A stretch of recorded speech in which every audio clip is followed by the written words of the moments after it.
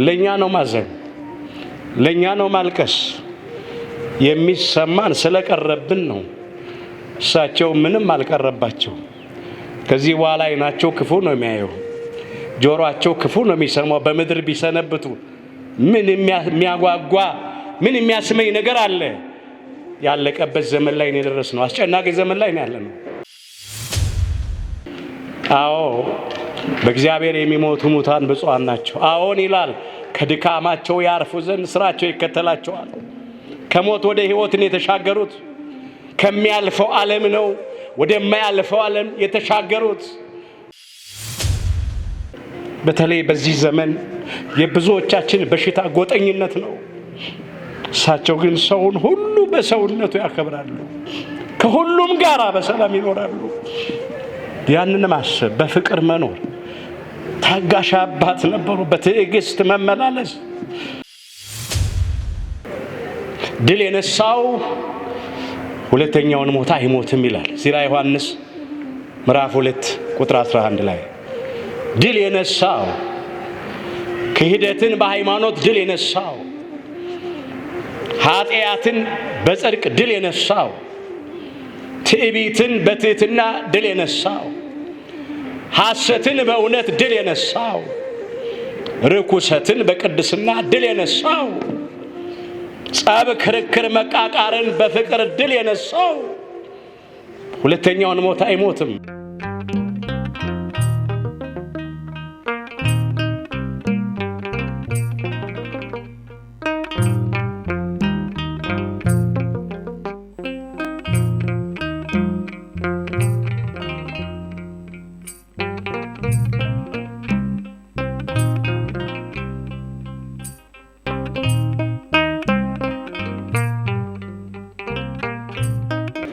አባቶቼ ካህናት፣ በአገልግሎት የምትመስሉኝ ወንድሞቼ መምህራን ወንጌል፣ ወንድሞች ዲያቆናት፣ የእግዚአብሔር ልጆች፣ የድንግል ማርያም ወዳጆች፣ በተለይም የብፁዕ አባታችን የአቡነ ዕንባቆምን የ12ኛ የዕረፍት ቀን መታሰቢያቸውን ምክንያት በማድረግ ለጸሎት እዚህ ስፍራ የተሰበሰባችሁ ምእመናንና ምእመናት እንደምን ዋላችሁ?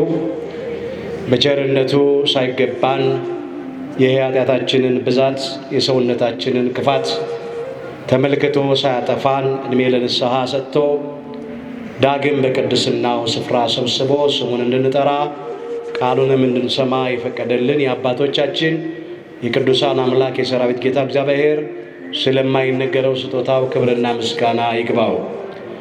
የብፁዕ አባታችን የአቡነ ዕንባቆም በረከታቸው በሁላችን ላይ ይደርብን። ብፁዓን እለሞቱ በእንተ እግዚአብሔር፣ በእግዚአብሔር የሞቱ ሙታን ብፁዓን ናቸው። የዮሐንስ ራእይ ምዕራፍ 14 ቁጥር 13። በሚኖረን ጥቂት ጊዜ እንደ እግዚአብሔር አምላክ ቅዱስ ፈቃድ የምንማርበት የትምህርታችን ርዕስ ይሆናል። ብፁዓን እለሞቱ በእንተ እግዚአብሔር፣ በእግዚአብሔር የሚሞቱ ሙታን ወይም በእግዚአብሔር አምነው የሞቱ ሙታን ብፁዓን፣ ንዑዳን፣ ክቡራን የተመሰገኑ ናቸው ይላል። እዚህ በራዕየ ዮሐንስ ምዕራፍ 14 ቁጥር 13 ላይ የተመዘገበ ኃይለ ቃል ቅዱስ ዮሐንስ ራእዩን በግዞት ሳለ በፍጥሞ ደሴት ሆኖ በተመለከተ ጊዜ የመዘገበው ነው። ብፁዓን እለሞቱ በእንተ እግዚአብሔር አለ። እንደ ብፁዕ አባታችን እንደ አቡነ ዕንባቆም ሃይማኖታቸውን አጽንተው ምግባራቸውን አቅንተው ከልጅነት እስከ እውቀት እግዚአብሔርን እያገለገሉ የእግዚአብሔርን ፈቃድ እየፈጸሙ የሞቱ ሙታን፣ በሥጋ ያንቀላፉ ሙታን ብፁዓን ናቸው፣ ንዑዳን ናቸው፣ የተከበሩ ናቸው። በእውነት የብፁዕ አባታችን የአቡነ ዕንባቆምን የሕይወት ታሪክ ሁላችንም ተከታትለናል፣ አድምጠናል። በስፋት ታሪካቸው በዕለተ ዕረፍታቸው በተነበበ በተነገረ ጊዜ እሱ ብቻ ግን አይደለም። እኛ ደግሞ እግዚአብሔር እንደረዳን መጠን በሕይወታችን ምስክር ነን። ከሥራቸው አብረን ስናገለግል ነበር። በእውነት በትሕትና ራስን ዝቅ በማድረግ በትሕርምት በጸሎት በትዕግስት ከሁሉም ጋራ በፍቅር ሁሉን ደስ እያሰኙ የኖሩ አባት ናቸው። የተማሩትን የቤተ ክርስቲያንን ትምህርት በሚገባ የተጠቀሙበት ያገለገሉበት ናቸው።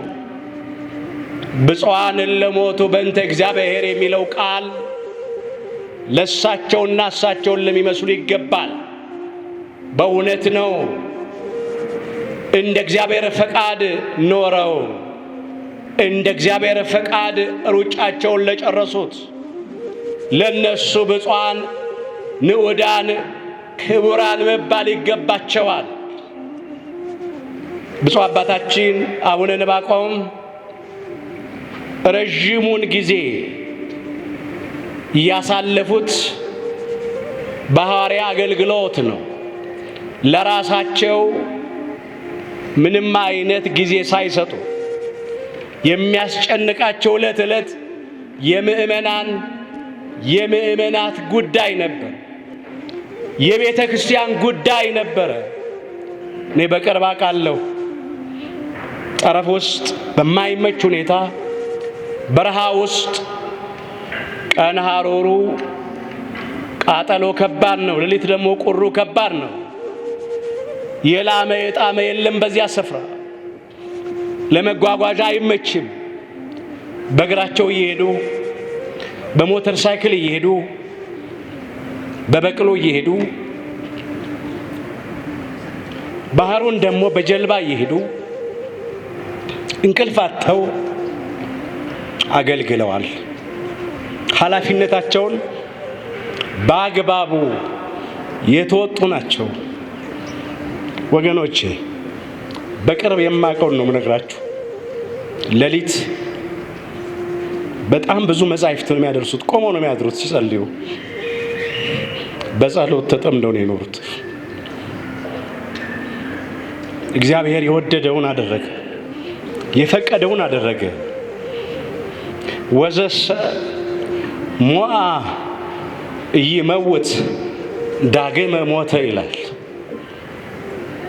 ድል የነሳው ሁለተኛውን ሞት አይሞትም ይላል። ሲራ ዮሐንስ ምዕራፍ 2 ቁጥር 11 ላይ ድል የነሳው ክህደትን በሃይማኖት ድል የነሳው ኃጢአትን በጽድቅ ድል የነሳው ትዕቢትን በትሕትና ድል የነሳው ሐሰትን በእውነት ድል የነሳው ርኩሰትን በቅድስና ድል የነሳው ጸብ፣ ክርክር፣ መቃቃርን በፍቅር ድል የነሳው ሁለተኛውን ሞት አይሞትም። ብፁዕ አባታችን በሥጋ ቢሞቱ በነፍስ አይሞቱም።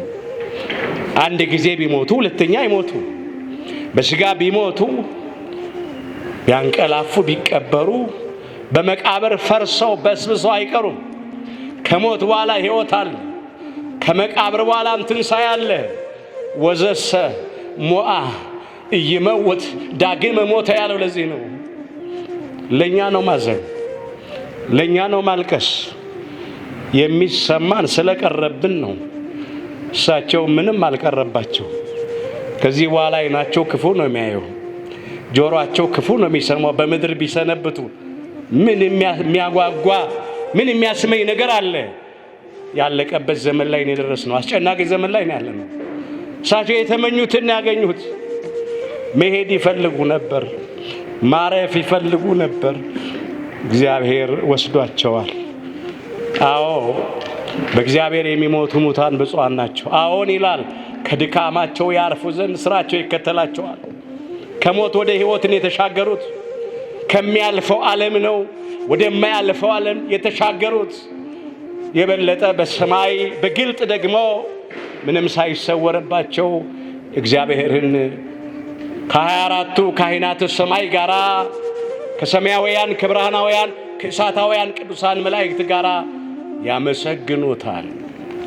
ወእመኒ ሀየውነ ለእግዚአብሔር ነሐዩ ወእመኒ ሞትነ ለእግዚአብሔር ንመውት። እመኒ ሀየውነ ወእመኒ ሞትነ ለእግዚአብሔር ንሕነ ብሏል ቅዱስ ጳውሎስ። ወይ በሕይወት ሆነን ብንኖር ለእግዚአብሔር እንኖራለን፣ ብንሞትም ለእግዚአብሔር እንሞታለን። በሕይወት ሆነን ብንኖር ወይም ብንሞት የእግዚአብሔር ነን የሚለው እዚህ ሮሜ ምዕራፍ 14 ቁጥር 8 ላይ። አዎ በሕይወትም ሆነው በዚህ በአጸደ ሥጋ በምድር ላይ የሚያገለግሉት እግዚአብሔር ነው፣ የኖሩት ለእግዚአብሔር ነው። ደግሞ አሁን በሥጋም ቢያንቀላፉ ቢሞቱ ደግሞ በሰማይም ከእግዚአብሔር ጋር ነው የሚኖሩት።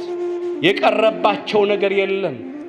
ለራሳችን ግን እናዝናለን። ከሳቸው ብዙ አግኝተናል፣ ብዙ አይተናል። ከቃል ይልቅ ተግባር ይሰብካል። ሕይወታቸው የተገለጠ ወንጌል ነበር። የሚነበቡ መልእክት ነበሩ። ሰው አያስቀይሙም። ከሰው ሁሉ ጋር በፍቅር ነው የሚኖሩት። ራሳቸውን ዝቅ አድርገው እያወቁ እንዳላዋቂ ሆነው በትህትና በትዕግስት ነው የተመላለሱት። ደግ አባት፣ የሁሉም አባት፣ ድምፃቸው እንኳን ከፍ ብሎ ማይሰማ ወገኖች ታውቋቸዋላችሁ። ለሳቸው አልቀረባቸው፣ የቀረብን ግን እኛ ነን። ስለዚህ አሁን የእሳቸውን ረፍት ስናስብ ወገኖቼ የእሳቸውን አሰረ ፍኖት እየተከተልን መሆን አለበት። ትህትናቸውን ተምረን በትህትና መመላለስ፣ ፍቅራቸውን ተምረን በፍቅር መኖር። እሳቸው ሰውን በሰውነቱ ነው የሚያከብሩት። ልዩነት የለም። ጎጠኝነትን የሚጸየፉ ናቸው። በተለይ በዚህ ዘመን የብዙዎቻችን በሽታ ጎጠኝነት ነው። እሳቸው ግን ሰውን ሁሉ በሰውነቱ ያከብራሉ። ከሁሉም ጋር በሰላም ይኖራሉ። ያንን ማሰብ፣ በፍቅር መኖር። ታጋሽ አባት ነበሩ። በትዕግስት መመላለስ። ሰዎች እንኳን ሌላ ነገር ቢያደርጉባቸው እሳቸው በትዕግስት አይተው እንዳላየው ሰምተው እንዳልሰሙ ነው የሚያልፉት። እንዲህ አይነት አባት ነው ያጣ ነው። ክቡር ሞቱ ለጻድቅ በቅድመ እግዚአብሔር አለ አባታችን ክቡር ዳዊት። የጻድቅ ሞት በእግዚአብሔር ፊት የከበረ ነው አለ በመዝሙር 115 ቁጥር 6 ላይ። የብፁዕ አባታችን ረፍታቸው የከበረ ነው። ለምን? በሥጋ ቢሞቱ በነፍስ አይሞቱም። አንድ ጊዜ ቢሞቱ ሁለተኛ አይሞቱም። አዎ ለዘላለም ሕያው ሆነው ይኖራሉ። ሞታቸው ረፍታቸው ስለሆነ መታሰቢያቸውን ደግሞ እግዚአብሔር እንደረዳን መጠን እኛም እስከቻልነው ጊዜ ድረስ እናደርጋለን። ዝክረ ጻድቅ ለዓለም ይሄሉ ስለሚል የጻድቅ መታሰቢያ ለዘላለም ይኖራል። ዛሬ 12ኛ ቀናቸውን መታሰቢያ ያደረግን ነው። ይህም ብቻ አይደለም። እግዚአብሔር እንደረዳን የቅዱሳኑን የጻድቃኑን የብፁዓኑን እንደ ብፁዕ አባታችን ያሉትን መታሰቢያ ደግሞ በቻልነው አቅም ሁሉ እናደርጋለን። አሁንም የብፁዕ አባታችን የአቡነ ዕንባቆም በረከታቸው በሁላችን ላይ ይደርብን። በእውነት በእሳቸው መንገድ የእሳቸውን አሰረ ፍኖት ተከትለን እንድንሄድ አምላካችን እግዚአብሔር በቸርነቱ ይርዳል። ከዚህ በላይ ማለት አልፈልግም። ብዙ ብፁዓን አበው ሊቃነ ጳጳሳት አሉ። ለመታዘዝ ቃላቸውን ለመፈጸም ነው ፊት ለፊታቸው የቆምኩት። እግዚአብሔር ከሁላችንም ጋር ይሁን፣ መጨረሻችን ያሳምርልን፣ ይቆየን። ንቁ ኦርቶዶክስ ተዋሕዶ የጸሎትና የንስሐ መርከብ ማህበር በእግዚአብሔር ፈቃድ በወንድማችን የኔነ ተስፋዬ አስተባባሪነት ከተመሰረተ ጊዜ ጀምሮ ከሚሰጣቸው ዘርፈ ብዙ መንፈሳዊ አገልግሎቶች መካከል የሐዋርያዊ አገልግሎትና ያሬዳዊ ዝማሬዎች አንዱ ነው። በዚህ ክፍል የኦርቶዶክሳዊ ተዋህዶ ቤተክርስቲያንን ዶግማና ቀኖና የጠበቁ ኦርቶዶክሳዊ ለዛ ያላቸው ለነፍስ እረፍትን የሚሰጡ ወቅታዊና ዘመኑን የዋጁ ስብከቶችና ያሬዳዊ ዝማሬዎችን በመላው ዓለም ለሚገኙ ተመልካቾቹ በንቁ ሚዲያና በኢትዮ ማህበር የዩቲዩብ ቻናል እያቀረበ ይገኛል። አገልግሎቱ በመላው ዓለም ለሚገኙ አማኞች ተደራሽ እንዲሆን በየዕለቱ የሚለቀቁ ስብከቶችንና መዝሙሮችን ላይክና ሼር ያድርጉ። እንዲሁም የዩቲዩብ ቻናላችንን ሰብስክራይብ በማድረግ የዚህ ታላቅ አገልግሎት ባላሻራ ይሁኑ። ንቁ ሚዲያ ርቱ የቤተ ክርስቲያን ልሳን